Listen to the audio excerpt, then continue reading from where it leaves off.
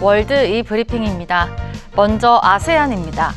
아세안과 중국이 양자 간 자유무역협정 FTA 업그레이드 협상을 사실상 타결했습니다.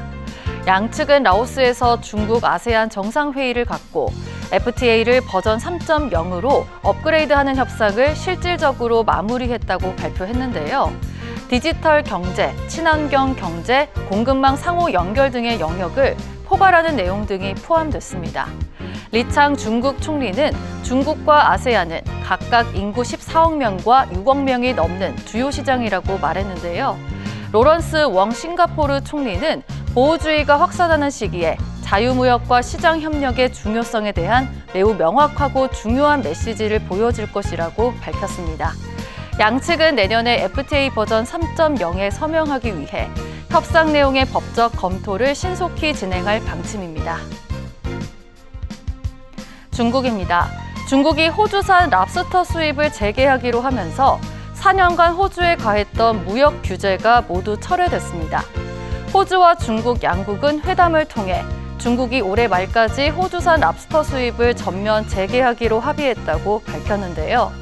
앞서 2020년 중국은 호주의 코로나19 기원 조사 요구 등을 계기로 호주와 관계가 악화하면서 호주산 물품에 대해 수입을 금지하는 등 제재를 가했습니다. 여기엔 랍스타와 소고기, 와인 등 호주의 유명 수출품이 포함됐었는데요.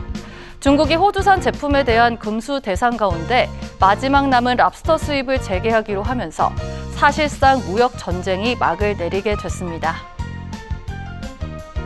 미국입니다. 일본 자동차 브랜드 혼다가 차량 핸들 조작 문제로 미국에서 170만 대의 자동차와 SUV를 리콜했습니다. 리콜 대상은 2022년부터 2025년까지 생산된 일부 차량을 포함하며 차종은 시빅과 아큐라 인테그라 등 11개의 모델입니다.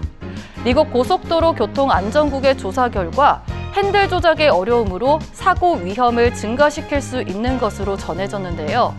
실제로 혼다는 2021년 이후 이 문제와 관련된 1,328건의 보증 청구를 접수했다고 밝혔습니다. 불만 사항의 대부분은 운전대가 뻑뻑해 돌릴 때 많은 힘을 들여야 한다는 내용인 것으로 전해졌습니다. 끝으로 이라크입니다. 이라크에선 풍작으로 인한 곡물 잉여로 오히려 5억 달러에 달하는 손실을 볼 것으로 예상됩니다. 올해 이라크는 150만 톤에 달하는 밀 잉여량을 보유하게 됐는데요. 농부들에게 재급여를 지급하고 초가분에 대해선 합의된 가격으로 국내 민간 제분업체에 판매하도록 돼 있어 손실이 나더라도 정부가 이를 감수할 수밖에 없는 상황입니다.